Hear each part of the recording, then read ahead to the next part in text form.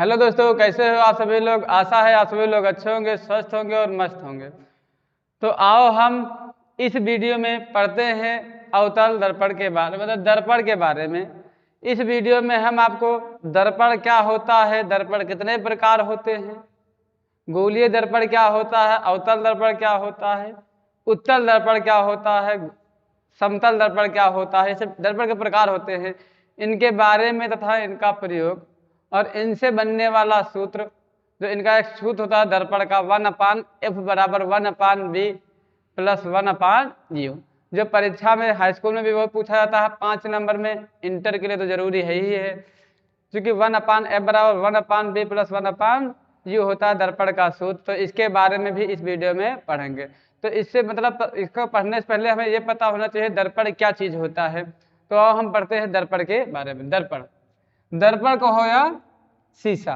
तो जो दर्पण या शीशा होता है, किसी कांच के टुकड़े जिसके एक भाग पर पॉलिश चढ़ी हो तथा दूसरा चमकदार हो, दर्पण कहलाता है या शीशा।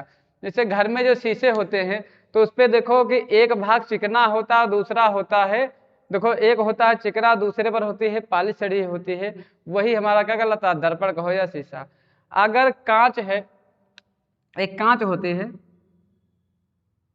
ये जैसे कांच का टुकड़ा था, तो अगर दोनों तरफ चिकना है तो ये दर्पण नहीं है, ये हमारा क्या है, कांच, कांच हुआ। लेकिन इसके जब इनमें अगर देखा जाएगा तब प्रकाश किरण, जैसे हम ही देखें तो हमारा प्रतिबिंब दूसरी ओर बन जाएगा, मतलब वहां से प्रकाश जो हमारा प्रतिबिंब वापस लौटेगा नहीं, जो हमारा फोटो वहां बनेगा वापस नहीं लौटेगा, क्योंकि यहाँ पर कोई, अब जब प्रकाश तभी लौटती है जब पीछे कोई एक ऐसा माध्यम हो जिससे टकराकर वापस लौट जाए। तो इसके एक भाग पर हम चढ़ा दे पॉलिश, इधर वाले पॉलिश चढ़ाएंगे और ये कैसा होगा, चमकदार रहेगा। तो जैसे कोई भी फोटो यहाँ पड़ा तो यहाँ देखेंगे यहाँ पर पीछे चिकना है, पीछे ये है आगे वाला चिकना, पीछे वाला खुरदरा है, इससे टकरा करके आ जाएगी, वापस आ जाएगी, तभी हमें दर्पण पे क्या प्राप्त होता है, प्रतिबिंब। अगर ये प्रतिबिंब, ये जो सिरा है ये अगर खुरदरा ना रहे या उस पर पॉलिश ना चढ़ी हो कोई, तो हमें दर्पण में प्रतिबिंब दिखाई नहीं पड़ेगा। तो इससे क्या पता चलता है कि जब दर्पण में हमें प्रतिबिंब दिखाई पड़ता है वो परावर्तन के कारण ही दिखाई पड़ता है, क्योंकि जब तक ये परावर्तन नहीं होगा तब तक हमको दर्पण दिखाई नहीं देगा। परावर्तन पता ही है कि जब कोई चीज किसी दर्पण से टकराकर वापस लौट जाती है या किसी पृष्ठ से टकराकर वापस लौट जाती है तो उस घटना को हम परावर्तन कहते हैं। तो इसे ये पूरा ये है शीशा, इस पर हमारा या शीशा है या दर्पण है, इस पर पूरा प्रतिबिंब पड़ता है हमारा फोटो, फिर वहां से वापस लौट जाता है, तो उसे हम दर्पण कहते हैं। चिकने मतलब कांच के एक भाग पर पॉलिश हो दूसरा चमकदार हो, उसे हम कहते हैं दर्पण। तो दर्पण होते हैं दो प्रकार के, एक होता है समतल दर्पण और एक होता है गोलीय दर्पण। देखेंगे जैसे घर में है तो घर में जो दर्पण एकदम सीधा होता है, एकदम से समतल होता है, एकदम से समतल इस प्रकार का होता है। तो घर में हम कौन सा दर्पण प्रयोग करते हैं, तो समतल दर्पण का प्रयोग करते हैं, क्योंकि इधर देखो पॉलिश चढ़ी होती है। पॉलिश किसकी चढ़ी होती है, तो पॉलिश एल्युमिनियम की भरी, एल्युमिनियम की चढ़ी भी हो सकती है, चांदी की भी चढ़ी हो सकती है, किसी भी चीज़ की चढ़ा सकते हैं। तो जैसे यहाँ पर जो अपने घर में प्रयोग होता है वो समतल दर्पण, चूंकि वो ऐसे होता है इधर एक भाग पे क्या होता है, पॉलिश और दूसरा चमकदार होता है। लेकिन जैसे गाड़ी में देखो तो गाड़ी में थोड़ा दर्पण कहीं इस प्रकार होगा तो कहीं पर इस प्रकार, मतलब देखो तो कहीं पर हल्का उभरा हुआ होता है, इधर पॉलिश चढ़ी होती है और दूसरा चमकदार होता है। तो कभी कभी ऐसे होता है कि इधर पॉलिश चढ़ी होता है, अंदर वाला कैसा होता है, चमकदार। तो ये हल्का गोल गोल है ना, तो किसी जैसे कोई कांच का गोला है तो समतल दर्पण क्या हुआ, कि समतल कांच के टुकड़े जिसके एक भाग पर पॉलिश और दूसरा चमकदार हो, उसे हम कहते हैं समतल दर्पण। जैसे एक समतल दर्पण था, समतल मतलब बराबर था, इसके एक भाग पर पॉलिश है तो दूसरा चमकदार हो गया, उस दर्पण को हम समतल दर्पण कहते हैं। अब हमारा हुआ गोलीय दर्पण। तो गोलीय दर्पण होता है गोला, जैसे कांच का गोला, इसको काट दो तो दो खंड हो गए, एक खंड ये एक खंड ये। तो पॉलिश भैया कांच है ना, तो अगर ऐसे देखा तो इसमें प्रतिबिंब दिखाई नहीं पड़ेगा, क्योंकि इधर से उधर चली जाएगी प्रकाश किरण। तो यहाँ से अगर हम इस भाग को क्या कर दें, पेंट, तो दूसरा चमकदार होगा तो इधर से देखेंगे। ऐसा भी हो सकता है इधर जो उधर वाला है उधर पेंट करते तो देखेंगे कहाँ से, अंदर से। तो इस आधार पर इसके दो प्रकार हो गए, एक हो गया अवतल दर्पण और एक हो गया उत्तल दर्पण। आ से मतलब अंदर, आ से मतलब अंदर, मतलब जिनमें देखे कहाँ से, अंदर की ओर से, मतलब जिनमें परावर्तन दबे हुए तल से हो, परावर्तन दबे हुए तल से हो, मतलब जो दर्पण इस प्रकार हो, मतलब देखे इधर से, ये थोड़ा उभरा हुआ हो, तो उसे हम कहते हैं अवतल दर्पण। अवतल दर्पण की जैसे परिभाषा देखी जाए तो ये दर्पण इस प्रकार का होता है।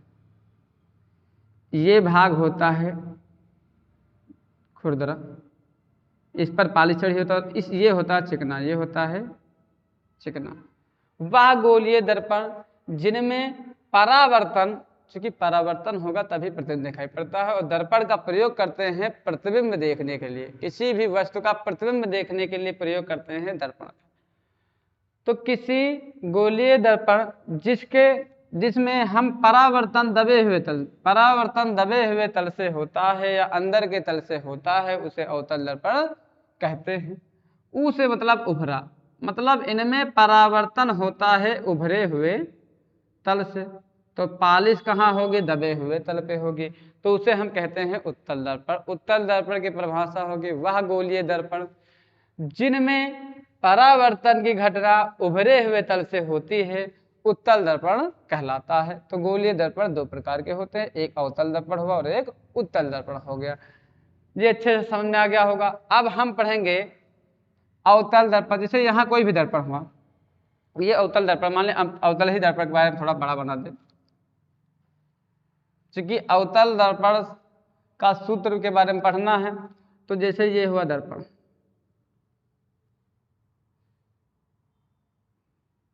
तो ये दर्पण हुआ, जो ये अंदर वाला पृष्ठ होता है, इस पृष्ठ को हम कहते हैं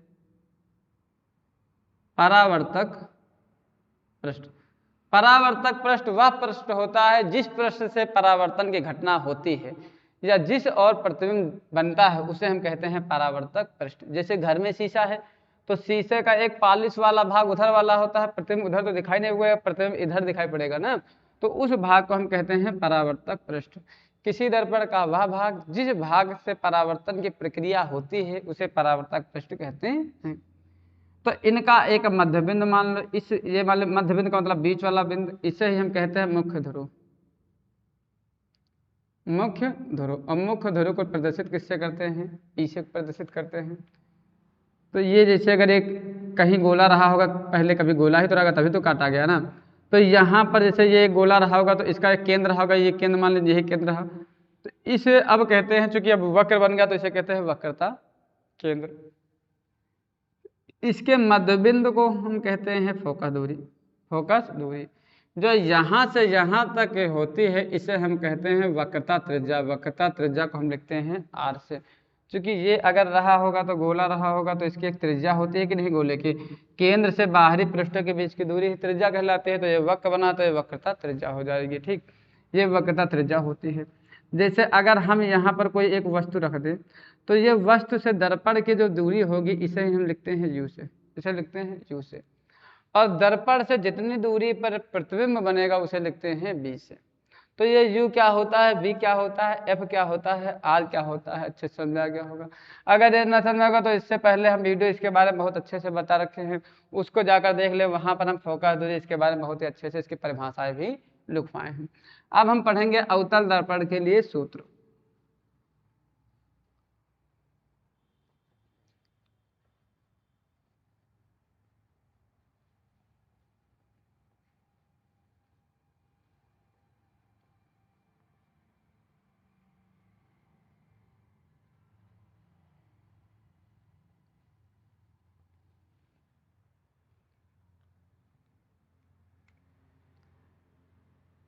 अवतल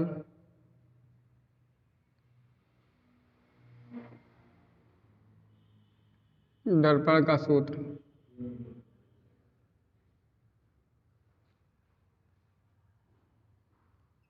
अवतल दर्पण का जो सूत्र होता है, सूत्र वही होता है 1/f बराबर 1/b प्लस 1/a।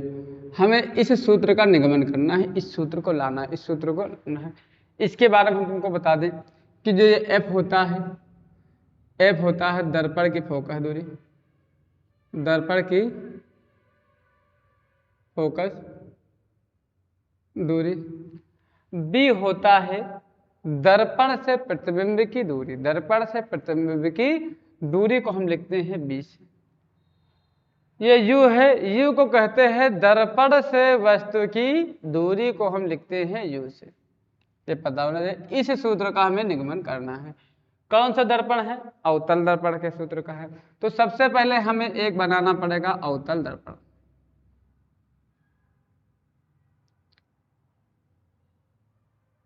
ये मान लीजिए एक हमारा हो गया अवतल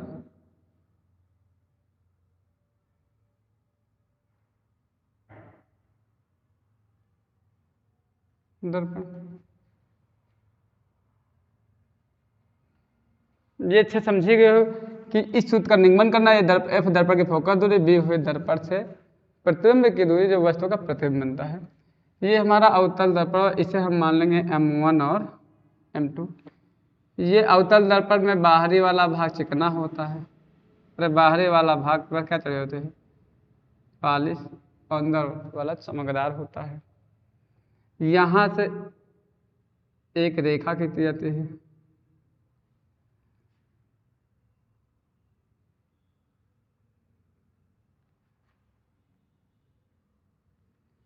इसे हम कहते हैं मुख्य ध्रुव। मुख्य ध्रुव, मुख्य ध्रुव को लिखते हैं पी से, मुख्य ध्रुव को पी से लिखते हैं। यहाँ पर बीच में होता है एक वक्रता केंद्र, वक्रता केंद्र को लिखते हैं सी से, वक्रता केंद्र को सी से। वक्रता केंद्र और मुख्य ध्रुव के बीच यहाँ पर आधे दूरी पर यह क्या होता है? फोकस। यहाँ पर होता है फोकस होता है। ये जो अक्ष है इसे कहते हैं मुख्य अक्ष, मुख्य अक्ष। अवतल दर्पण का सूत्र का प्रयोग करना है। देखो, अगर हमें अवतल दर्पण में प्रतिबिंब पर डालने वाली रेखाएं होती है वो तीन प्रकार से ही डाली जा सकती हैं। जैसे ये हमारा हो गया अवतल दर्पण, अवतल दर्पण मान लीजिए, तो ये क्या हुआ? मुख्य फोकस, मान लीजिए मुख्य फोकस यहाँ से है। तो या तो किरण कहाँ से डाल सकते हैं? ये वक्रता केंद्र हुआ। या तो एक मुख्य फोकस के समांतर एक किरण कैसे जा सकती है? जैसे हम ये मुख्य फोकस हुआ, मुख्य अक्ष कह दो चाहे, ये क्या हुआ? मुख्य अक्ष हुआ। तो अगर ये रेखा मुख्य अक्ष के क्या है? समांतर, समांतर का इनके बीच अंतर क्या है? समान। तो वो हमेशा जाएगी फोकस दूरी से होकर। यहाँ पर होती है फोकस दूरी, वो हमेशा जाएगी फोकस दूरी से होकर। या तो एक किरण हम कैसे डाल सकते हैं? जैसे ये दर्पण था, ये वक्रता केंद्र था, तो एक किरण हम वक्रता केंद्र से होकर डाल सकते हैं। तो जो प्रकाश किरण वक्रता केंद्र से जाएगी तो वो वापस भी कहाँ से? वक्रता केंद्र से ही उसी माध्यम में वापस लौट जाएगी। जब कोई प्रकाश किरण वक्रता केंद्र, देखो यहाँ दो प्रकाश आते हैं, या तो प्रकाश किरण मुख्य अक्ष के क्या हो सकती है? समांतर हो सकती है। जब वह प्रकाश किरण परावर्तित होगी तो वहां कहाँ से होगी? फोकस दूरी से होगी, फोकस दूरी से। एक प्रकाश किरण हम कहाँ डाल सकते हैं? वक्रता केंद्र। वो अगर जाएगी ऐसे तो वापस भी उसी माध्यम में वापस लौट आएगी, उसी माध्यम में वापस लौट आएगी। दो प्रकार से रेखाएं हो गई। एक हम डाल सकते हैं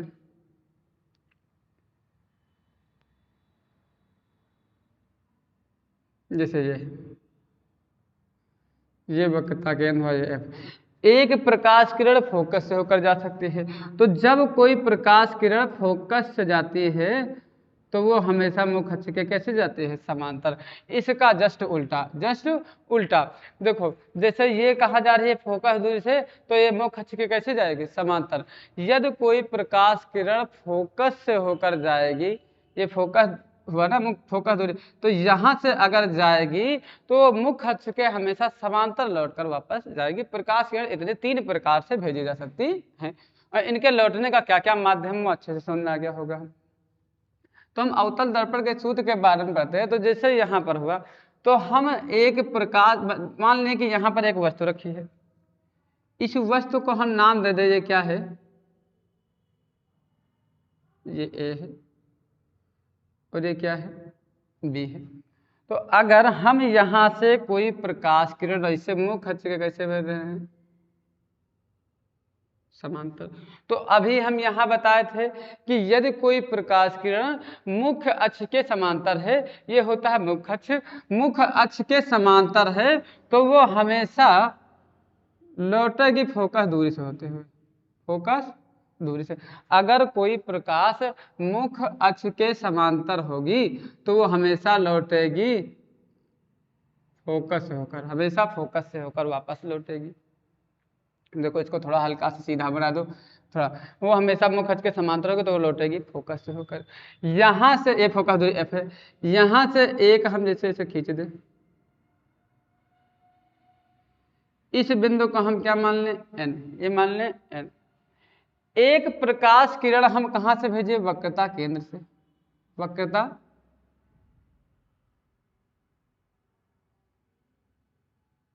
केंद्र से। और अभी हम यहाँ बता चुके हैं अगर कोई प्रकाश किरण वक्रता केंद्र से होकर जाएगी तो उसी माध्यम में वापस लौट जाएगी।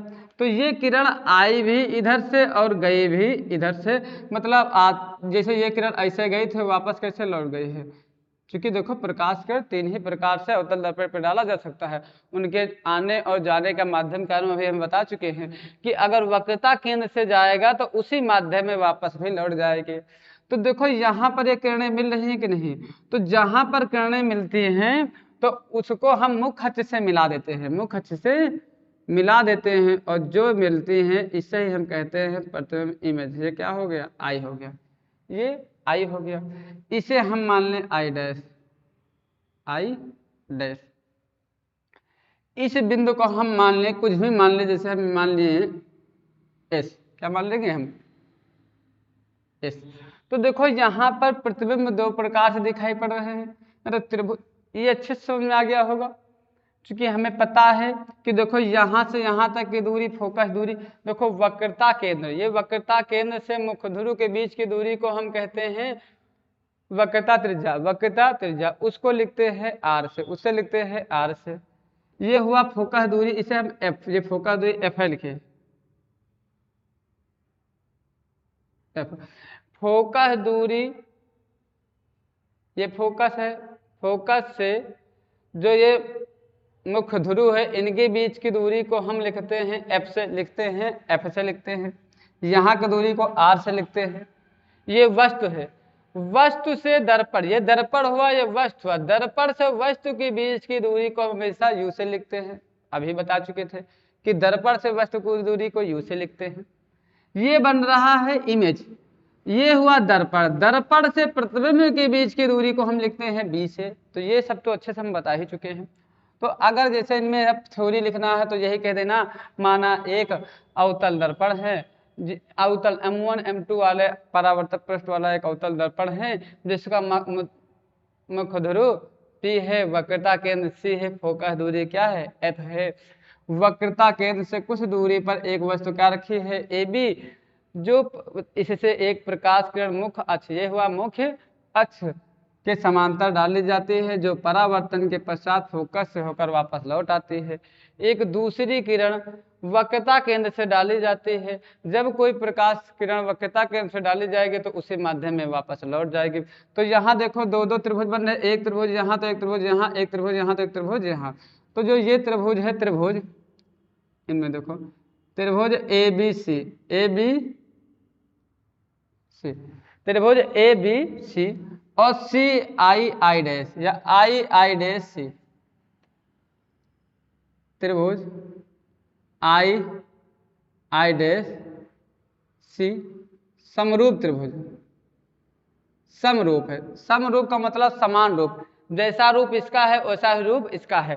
जैसे ये त्रिभुज है, ये एक त्रिभुज, लंबाई चौड़ाई कुछ भी हो, जैसे ये है, तो ये दोनों कैसे हैं, समरूप, इनका रूप एक जैसा है, लंबाई चौड़ाई से हमसे, मतलब ये बड़ा है ये छोटा, उससे महत्व नहीं रखता। सम का मतलब समान, रूप का मतलब रूप। जैसे हम सब लोग दूसरे के समरूप हैं, उनके भी दो हाथ, हमारे भी दो हाथ, उनके भी दो आंख, हमारे भी दो आंख, जिनमें किसी चीज की कमी हो जाए वो हमारा समरूप नहीं। जैसे इसका आकार एक जैसा है, हम पूछे ये एक त्रिभुज बना है और एक ये त्रिभुज बना है, तो ये दोनों समरूप नहीं है, क्योंकि इनका आकार अलग है और इनका आकार अलग है। समरूप का मतलब होना चाहिए उसकी डिजाइन एक जैसी होनी चाहिए, तो उसे हम कहते हैं समरूप। तो ये दोनों क्या है, समरूप।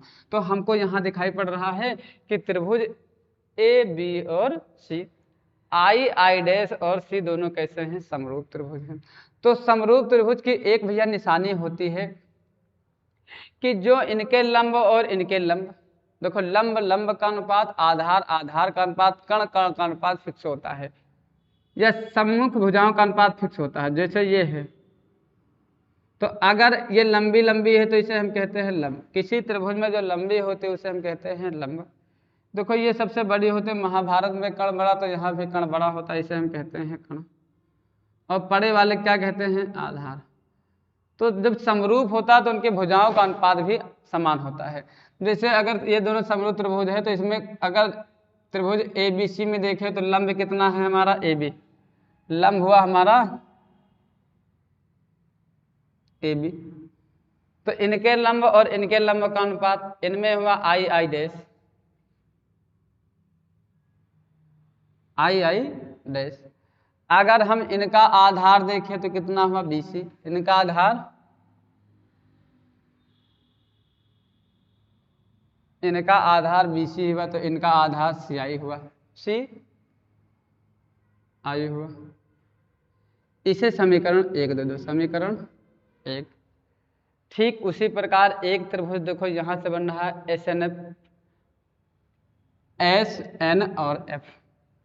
ये अच्छे समझ में आ गया होगा, जो बताए हैं ये त्रिभुज दोनों समरूप हैं, तो लंब लंब का अनुपात, आधार आधार का। अब कर्ण क्यों नहीं लिए, कहोगे कर्ण नहीं लिए, क्योंकि हमको कर्ण से कोई मतलब नहीं है, क्योंकि इस लंबाई या इस लंबाई को हम कुछ नाम नहीं देते हैं, हमको इन सब लंबाइयों से मतलब है। अच्छे से बात समझ में आ गई होगी। अब देखा जाए त्रिभुज S N F, S N F व एफ आई आई डैश या आई आई डैश एफ कैसे हैं, समरूप हैं। तो ये दोनों समरूप हैं। तो इनमें देखा जाए, अच्छा एक बात ये भी देखो कि यहां से देखा जाए, ये कुछ फैक्ट यहां से समझ लो कि जो लंबाई ए बी की है वही लंबाई एस एन की है। मतलब हम ए बी ही किसके बराबर मान सकते हैं, एस एन। जो ए बी की है वही क्या है, एस एन है, वही है एस एन। अगर एस एन एफ त्रिभुज में अगर वहां से देखा जाए तो हमारा लंब क्या हुआ, एन एस या एस एन। तो इनका लंब कितना हुआ, आई I dash, I I dash. इस त्रिभुज में आई आई डैश और एफ। अगर इनका आधार देखा जाए तो हुआ एफ एन और इसका आधार आई एफ, आई एफ। देखो त्रिभुज S N F, S N F में आधार कितना हुआ, एन एफ, आधार हुआ एन एफ। तो अगर इनका आधार देखा तो एफ आई, एफ आई कह सकते हैं। हमें पता है कि एस एन ही ए बी के बराबर है, एस एन ही ए बी के बराबर है। तो जहां एस एन है उसे हम ए बी के लिख सकते हैं, I I dash N F F Y, F I. इसे दे दो समीकरण दो, ये समीकरण हमारा दो हो गया। तो देखो ए बी आई डैश बराबर बी सी सी आई है और ए बी आई डैश बराबर एन एफ और एफ आई है। तो चाहे दोनों को भाग कर दो, और नहीं तो दो, अगर ये इसके बराबर है ये इसके बराबर, तो ये एक दूसरे के बराबर ही तो होंगे। जैसे बात हुई कि हम कह दिए कि ये मार्कर इस मार्कर के बराबर है, ये मार्कर इसके बराबर है, और ये वाला इसके बराबर है, ये जो ये वाला है इसके बराबर है। तो जाहिर से बात है कि ये दोनों आपस में क्या होंगे, बराबर। ये दोनों आपस में बराबर, मतलब मान लें हम, हमारा वजन इसके वजन के बराबर है और इसका वजन मान लें तुलना में इसके बराबर है, तो इसका वजन भी हमारे के क्या होगा, बराबर होगा, ये हमारे के बराबर होगा। तो उसी आधार पर देखो कि अगर ये इसके बराबर ये इसके बराबर है तो ये दोनों एक दूसरे के बराबर होंगे। समीकरण एक व दो से, समीकरण एक व दो से हमें पता है जो भैया बी सी है,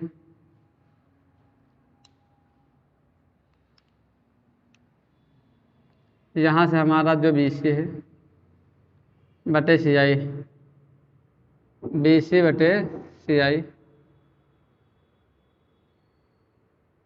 एन एफ बटे एफ आई के बराबर है। जो हमेशा BC है CI, BC और CI, BC CI NF FI। तो यहाँ पर हमें लाना है वो चीज़। तो देखो BC मुख्य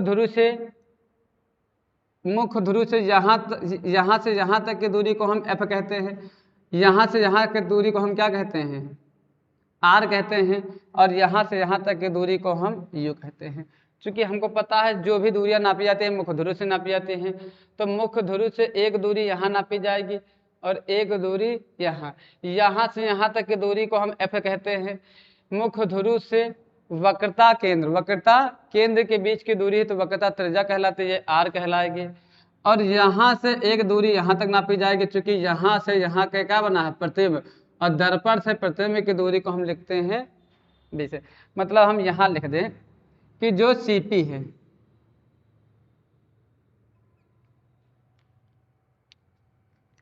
C से P की दूरी को हम क्या लिखते हैं, वक्रता त्रिज्या। देखो अगर यहाँ से देखा जो भी इधर दूरी हो तो माइनस में लिखी जाती है, ये वक्रता त्रिज्या हुई। इसके बाद देखा जाए जो P से F की दूरी है, PF, ये मुख्य ध्रुव है फोकस ध्रुव, इनके बीच की दूरी F से लिखते हैं, वो भी माइनस में लिखा जाएगा। जो P से I की दूरी है, P से I, ये प्रतिबिंब हुआ, ये मुख्य ध्रुव है, इनके बीच की दूरी को लिखते हैं B, वो भी होता है माइनस में। और जो यहाँ से B से P के बीच की दूरी है BP, उसे लिखेंगे U से।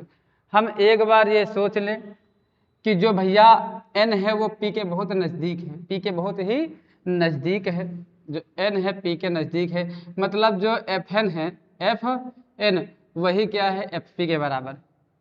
जो यहाँ पर FN है वही किसके बराबर है, FP के बराबर, मतलब उसके नज़दीक मान लें, उसके हम नज़दीक मान लें। जैसे यहाँ सबसे पहले बात हम BC लिखें। BC को हम अगर लिखा चाहे तो देखो यहाँ से यहाँ तक दूरी तो पता नहीं है, तो हम यहाँ से यहाँ हम लिख सकते हैं BP में से अगर CP घटा दे, क्योंकि हमें यहाँ से यहाँ तक की भी दूरी पता है। देखो BP की भी, यहाँ पर BC की दूरी नहीं पता है, तो यहाँ से B से P की पता है और P से C की पता है, तो हम BC को हम लिख सकते हैं BP माइनस CP, BP। देखो अगर हमें ये दूरी निकालनी है, जैसे ये पूरी बात हुई कि ये हमारा है B और ये हमारा है P और ये हमारा है C, जैसे हमें ये दूरी निकालनी है और हमें ये नहीं पता है, हमें टोटल यहाँ से यहाँ तक पता है और यहाँ से यहाँ तक पता है। तो अगर ये 10 है मीटर, ये टोटल 10 मीटर है और ये कितने मीटर है, 8 मीटर, तो जाहिर सी बात है कितने मीटर है, 2 मीटर। वो कैसे निकले, हम 10 से क्या घटा दिए, 8। तो बिल्कुल वही किए कि अगर हमें BC निकालना था BC, तो हम BP में से CP घटा दें, BP में से CP। उसी प्रकार देखो हमें क्या निकालना है, CI। एक बात हमेशा ध्यान रखना, जो भैया यहाँ पर NF है, N और F, उसे ही FP के बराबर हो उसके नज़दीक मान लेना। तो इसे हम जो NF है उसे हम NP कह सकते हैं, NP। तो अब देखो हमें NP का मान निकालना है। यहाँ से जो N है और F, NF को हम क्या कह सकते हैं, PF कह सकते हैं।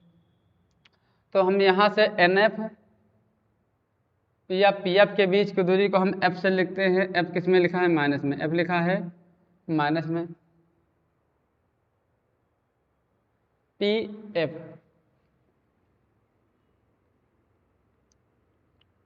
NP लिख सकते हैं। NP वो कितना है, माइनस का F है। FI तो हमें पता नहीं है, तो हम क्या करें कि अगर हमें FI निकालना है तो हम PI से PF घटा दे,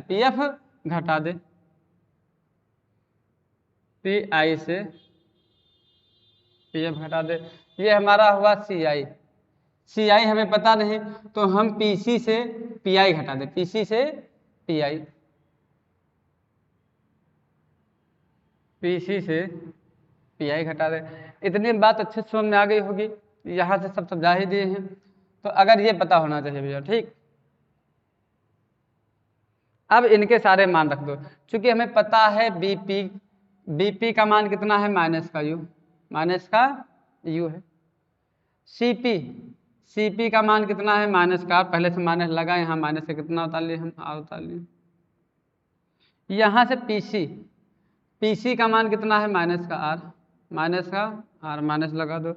पीआई, पी से आई के बीच की दूरी प्रतिबिंब की दूरी है, पीआई को हम लिख दिए हैं माइनस के बी से,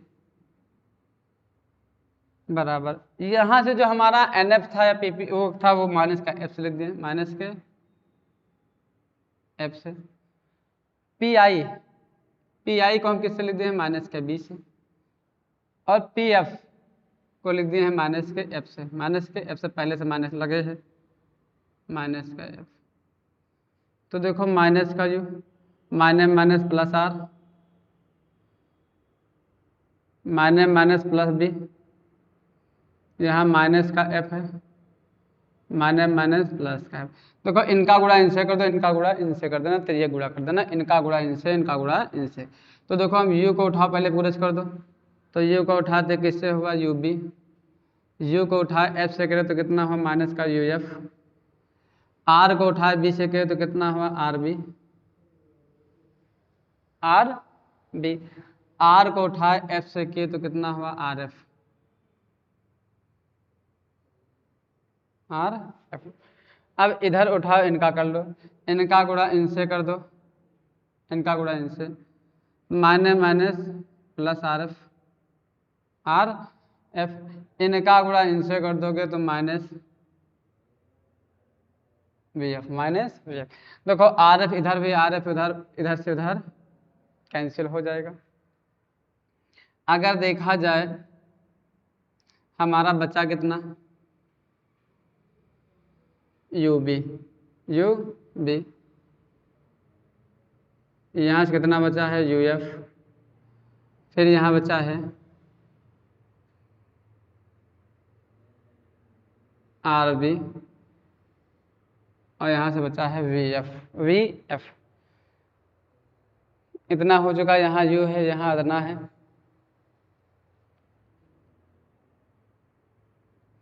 इस वाले पार्ट को उधर भेज दो, यहाँ से बीपी हुआ, सी एफ हुआ, माइनस का एफ हुआ, एन एफ, एन एफ, इसे हम कहते हैं फोकस दूरी, एफ आई हुआ हमारा। एफ आई को हम लिख सकते थे पी आई, पी आई और minus P F, minus P F, और पी एफ के बीच की दूरी को हम पी से एफ, पी से एफ की दूरी को हम लिखते हैं माइनस के आर से, माइनस के आर से। वही दिक्कत हो गई, यहाँ माइनस माइनस प्लस उतार लेना। देखो अगर यहाँ से पी एफ है, पी एफ को लिख दिए माइनस का एफ, पी और एफ, पी एफ को हम लिखते हैं एफ से माइनस का एफ, तो ठीक है, यहाँ माइनस का एफ ही होगा, माइनस का एफ होगा, सही है। माइनस माइनस प्लस हो जाएगा, यहाँ माइनस उतार दो, यहाँ क्या उतार दिए हम, माइनस का पीसी का मान भी सही लिख दिए हैं, माइनस का आर है, ये उतरा है, पीआई का मान भी माइनस का बी है।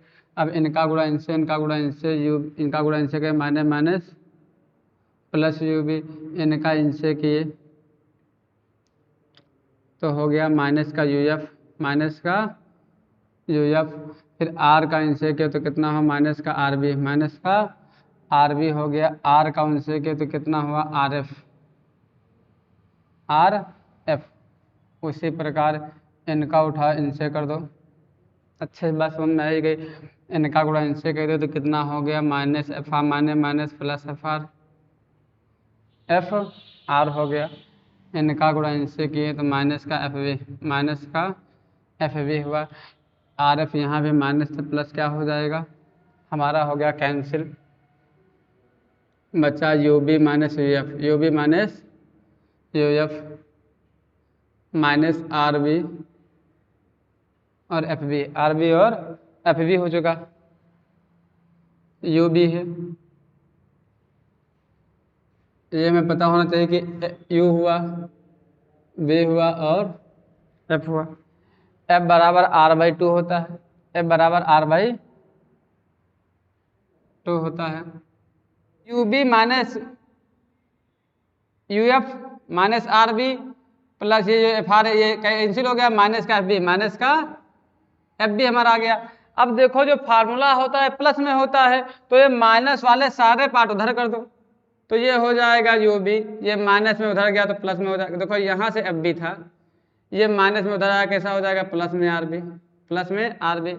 ये माइनस में था, ये माइनस में था, उधर जाएगा तो कैसा हो जाएगा, प्लस में you F, you F, U F हो गया।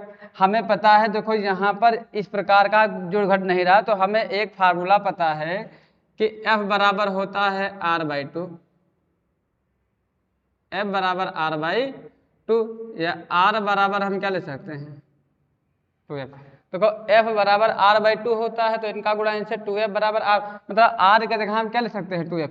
देखो हम यहाँ इसलिए लिखे हैं क्योंकि देखो यहाँ भी आर है और यहाँ क्या है, एफ, तो हम आर को एफ के रूप में बदल ले तो कुछ जुड़ या घट जाएगा, तो यहाँ से एफ बी हुआ, तो आर के जगह हम क्या ले सकते हैं, two F B, two F B, और यहाँ से हमारा यू एफ हो गया। अब टू एफ बी में से एक एफ बी घट गया, एफ बी घट गया तो यू बी, तो यहाँ से बचेगा एफ बी, और यहाँ से बचा हमारा यू एफ। ये हो गया इतना हमारा। तो इसे हम समीकरण कोई भी दे दे, इसे समीकरण जैसे हम दे दे दो, ये समीकरण ना दो तो कोई दिक्कत नहीं, पहले इनका इतना उतार लो या इनका स्क्रीनशॉट ले लो, फिर आगे हम बताएं। चाहे समीकरण दे देना, इतना उतरते रहना बस। तो जो ये है यू बी,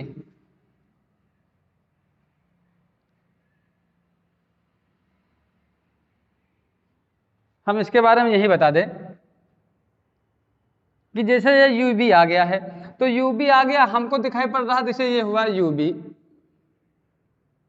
बटे बराबर F B O plus U F, हमें लाना है बटे में लाना है। और अगर हम सोचे कि यहाँ पर एफ लाना है, तो अगर हम कह दें कि दोनों पक्षों में यू बी एफ से भाग देने पर, यू बी एफ से भाग करने पर, मतलब दोनों पक्षों में हम भाग कर दे यू बी एफ से, तो यहाँ पर यू बी था, इसमें भी भाग कर दे किससे, यू बी एफ से, ये एफ बी था, इनमें भी भाग कर दे यू बी एफ से, ये था यू एफ, इनमें भी भाग कर दे यू बी एफ से, यू बी एफ से। तो देखा जाए यहाँ से यू बी कैंसिल, यहाँ से यू बी कैंसिल, तो यहाँ जैसे एफ ऊपर नीचे, एफ से एफ कैंसिल हो गया हमारा, बी से बी कैंसिल हो गया। यहाँ देखा जाए यू से यू कैंसिल, एफ से एफ कैंसिल, तो देखो यहाँ ऊपर कुछ नहीं बचा एक, और नीचे बचा एफ, यहाँ ऊपर कुछ नहीं बचा तो एक बचा, नीचे बचा यू, और यहाँ कुछ नहीं बचा एक, तो नीचे बचा बी।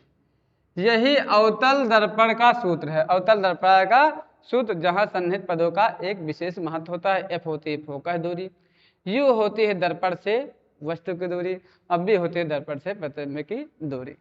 आशा होगी आप सभी लोग को ये वीडियो अच्छी लगी होगी। इसके नेक्स्ट वीडियो में हम इसके अगले वाले डेरिवेशन करवाएंगे।